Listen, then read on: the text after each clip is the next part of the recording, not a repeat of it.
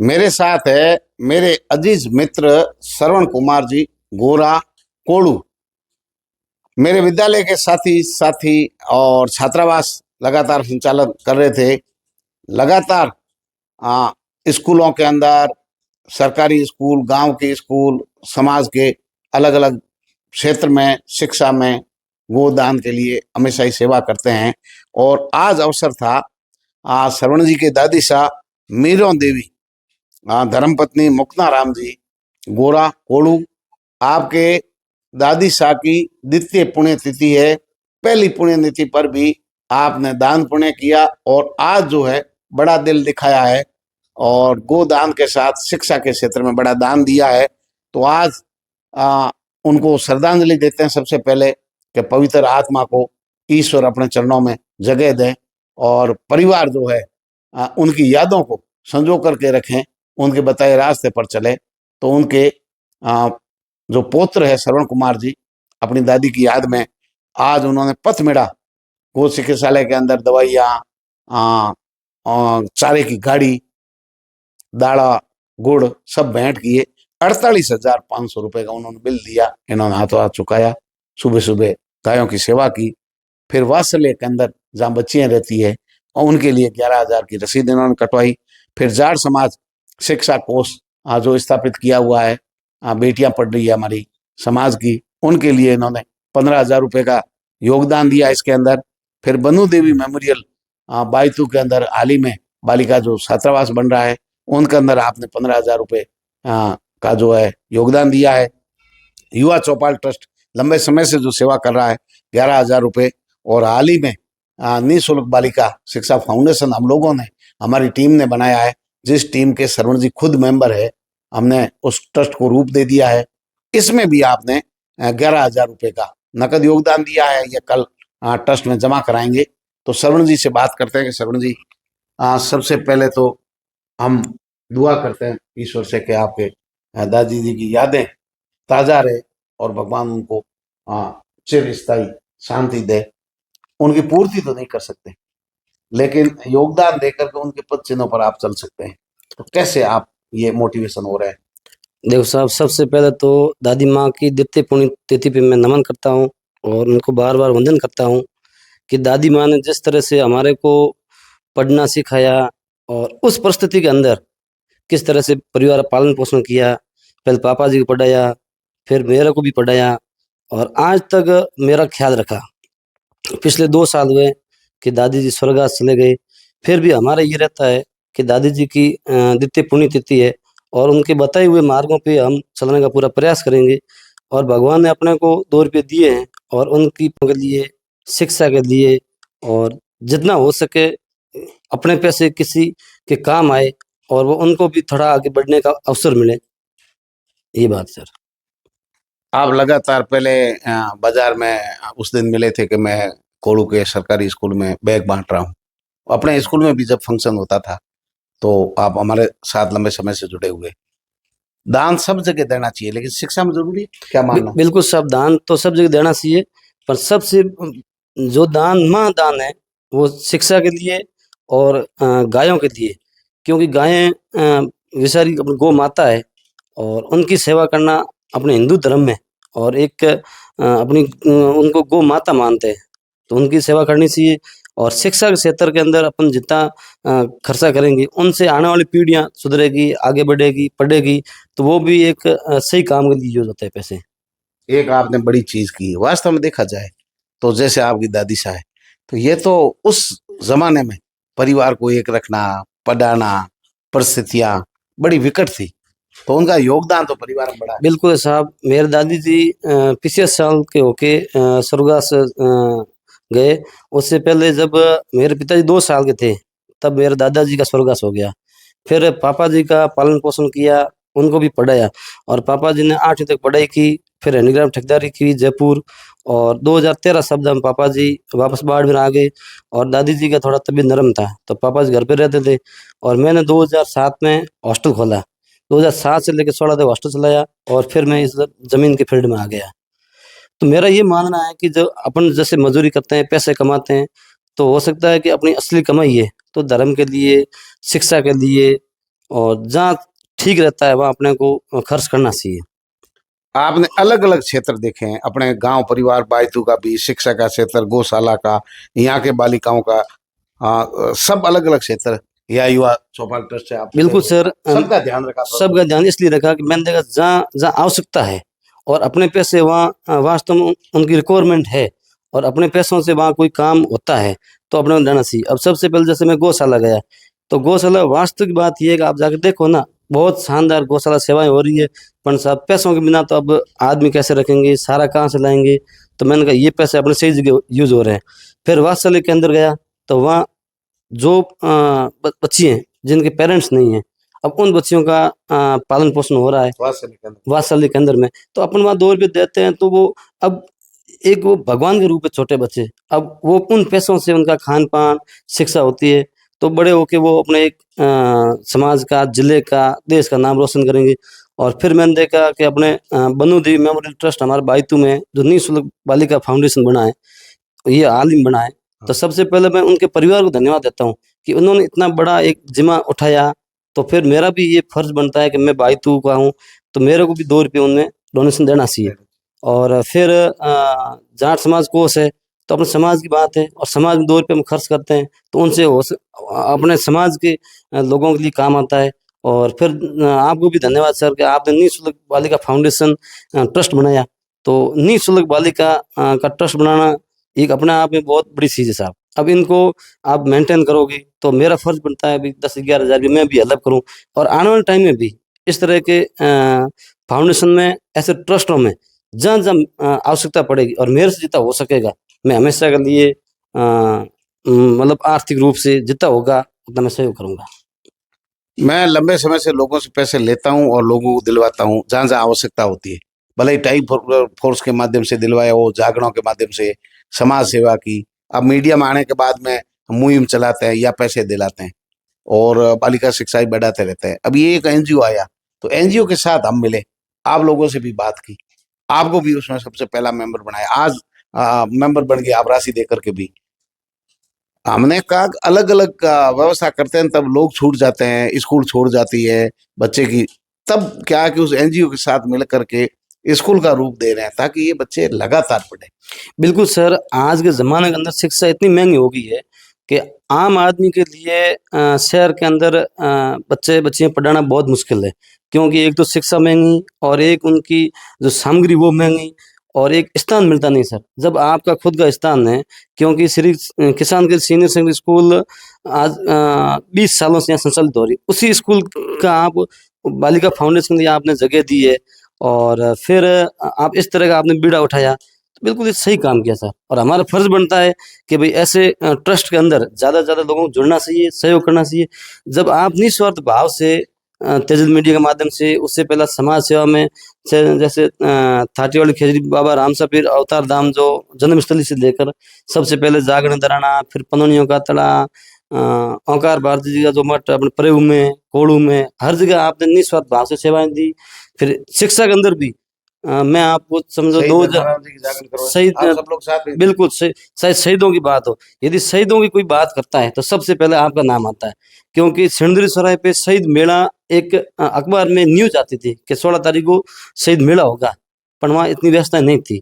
तो आप लोगों ने अच्छी पहल की, सबको साथ में रखा और आज तारीख में शहीद मेला भरा जाता है। और फिर पुलिस लाइन में भी पुलिस वालों का मतलब काफ़ी, मैं कह रहा हूँ, शहीद परिवार हो। और जब आपके स्कूल के अंदर बच्चे आते जिनके पास पैसे नहीं होते थे तो उन लोगों को भी आपने कम फीस में, किसी से कम फीस ली, किसी ने दी भी नहीं ली तो उसको आपने कभी तो स्कूल से बाहर नहीं निकाला।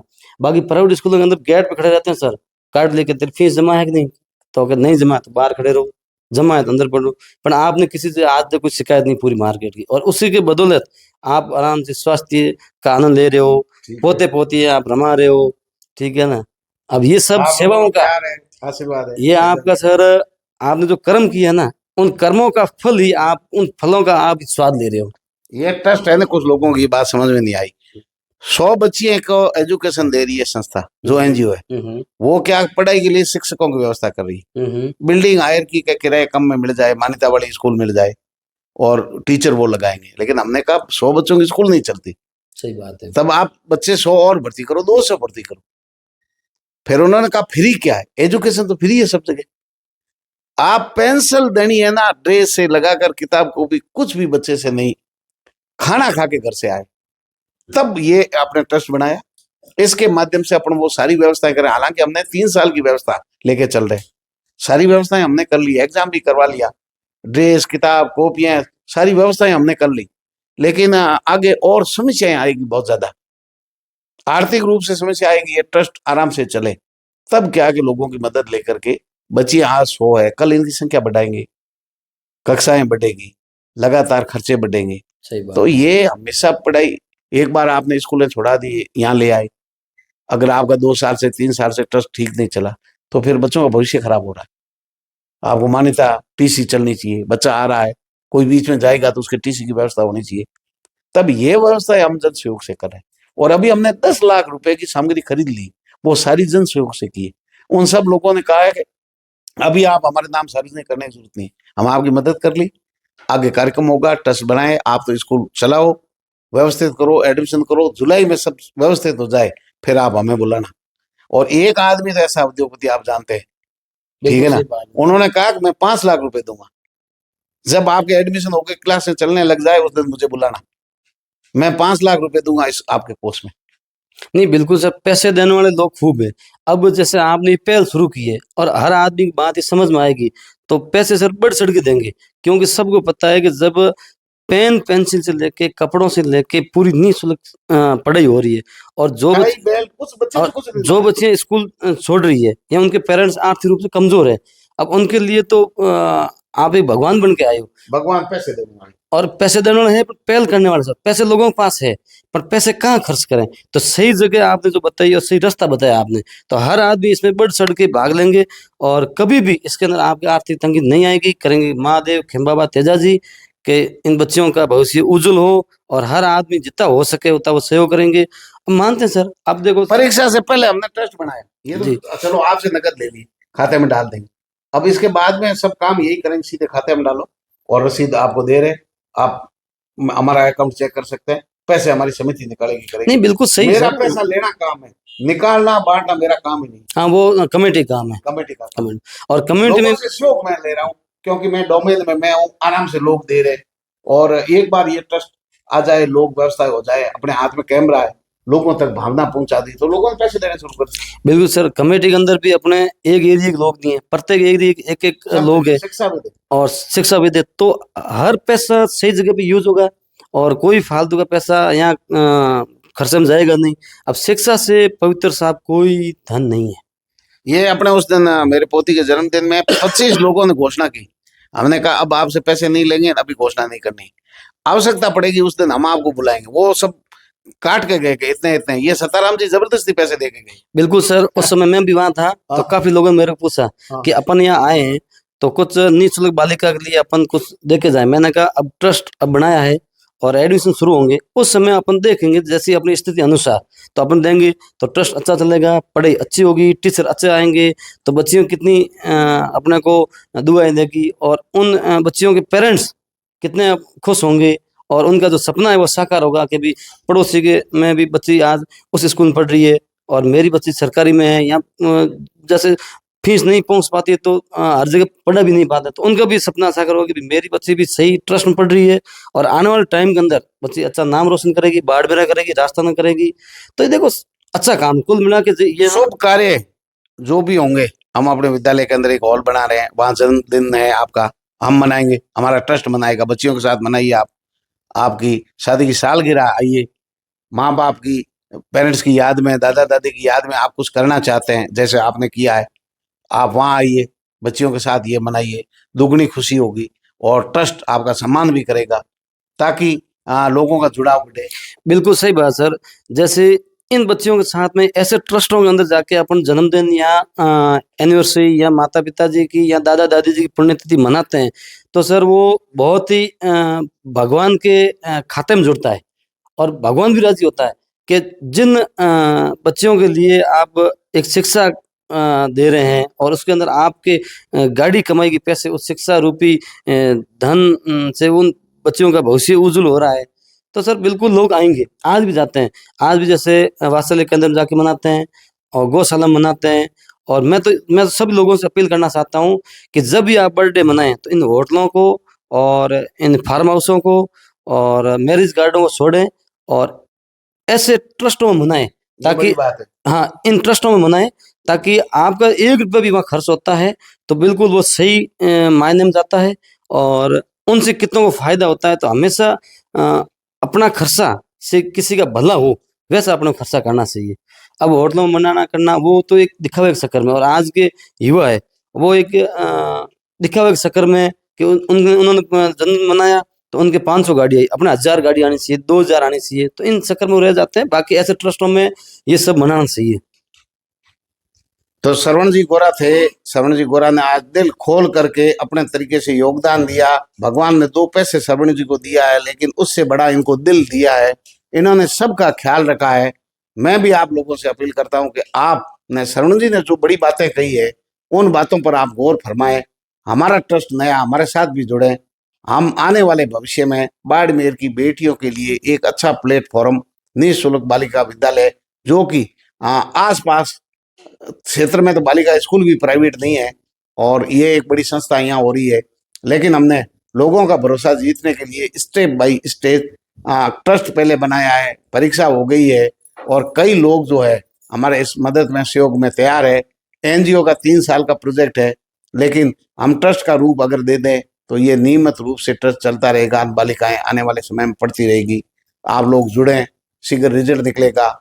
ईमानदारी के साथ मेहनत करके बाड़मेर की बेटियों को अच्छा प्लेटफॉर्म उपलब्ध करवा रहे हैं। उसमें अगर 1 रुपया भी आ रहा है तो जनहित में लगेगा, ये आपसे हम वादा करते हैं। आप भरोसा रखें, क्योंकि मैं इस शिक्षण संस्थान से जुड़ा हुआ हूँ।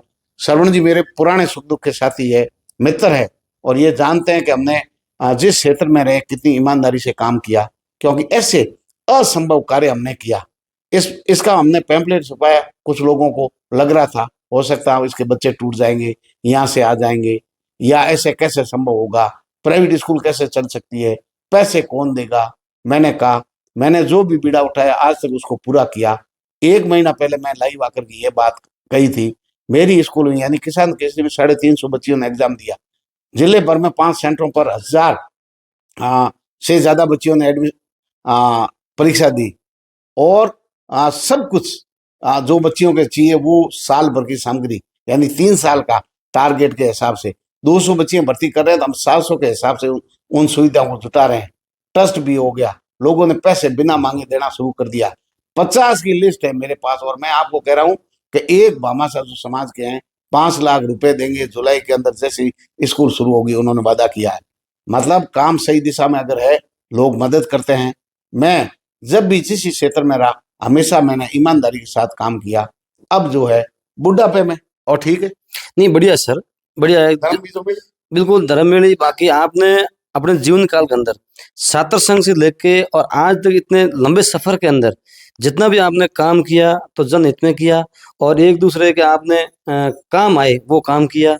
और आज आप जैसे तेजल मीडिया के माध्यम से अब दूर दराज में जो लोग बैठे, अब उनको बाकी मीडिया की भाषा समझ में नहीं आती, आपकी देसी अंदाज में, मारवाड़ी में और बेधक और खुलेआम, किसी के कोई डर नहीं, जो है असली असली बात आप सामने रखते हो, निष्पक्ष बात करते हो, चाहे सरकार की हो, चाहे आम आदमी पीड़ा हो, चाहे राजनेताओं की हो।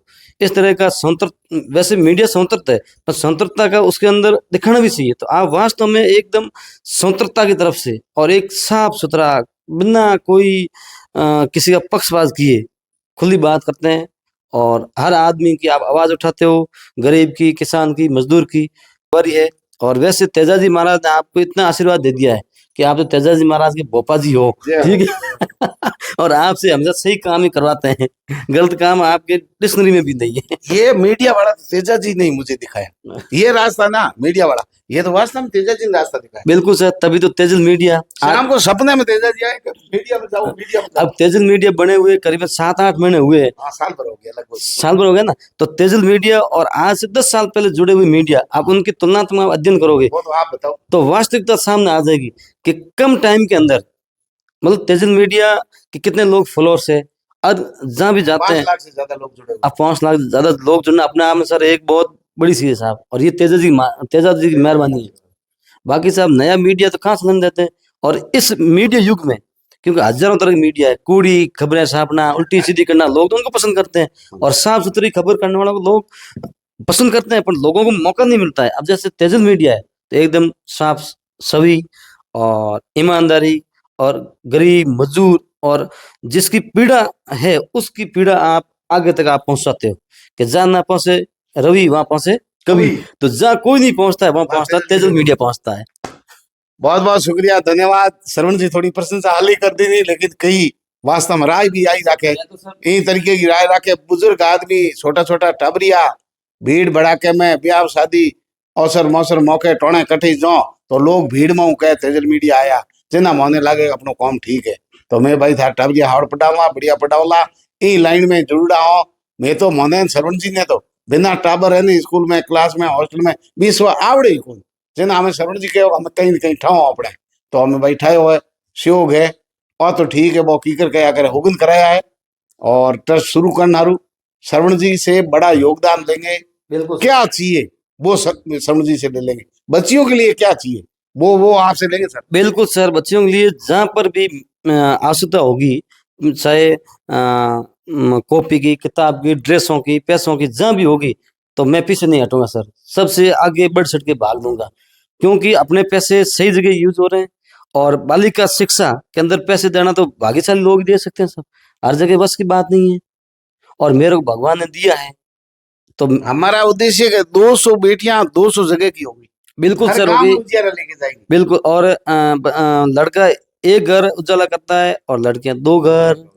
और वैसे बालिका शिक्षा पे सरकार भी ध्यान दे रही है, और इस तरह की जब संस्थाएं और ट्रस्ट ध्यान देना शुरू करेंगे, तो वास्तविक बात यह है कि नारी सशक्तिकरण का उद्देश्य अब पूरा बिल्कुल सपना साकार होगा, उद्देश्य पूरा होगा, और सरकार को भी यूं लगेगा कि वास्तव में संस्थाएं। जगदीशपुरी जी, बाप जी और मोरनाथ जी, जगरामपुरी जी आए तो वो कहे कि प्रेम जी गोटा नहीं करो। मैंने कहा क्यों? कि पोते की बेटे की खुशियां मनाते हैं, आपने तो बेटी का बर्थडे मनाया, हम सब लोगों को बुलाया, और बेटियों के लिए आप स्कूल खोल रहे हैं। तो बाप जी ने गाड़ी में से मंगा कर मुझे 100 लौटाई। बिल्कुल साहब, बाप जी के शरणों में तो मैं वंदन करता हूँ कि ये तो भगवान है, और जब भगवान कहते हैं तो बिल्कुल सही कहते हैं। क्योंकि बेटी और बेटा पिताजी और माताजी के आंखों के सामने बराबर है, उसमें कोई भेद नहीं होना चाहिए।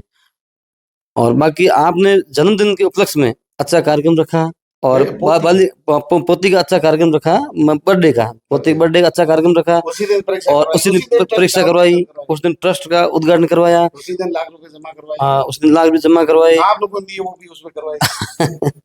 और उसी दिन से ये ट्रस्ट की आपने शुरुआत की। तो ये बहुत सही काम किया सर आपने, इसके लिए आपको बहुत बहुत धन्यवाद।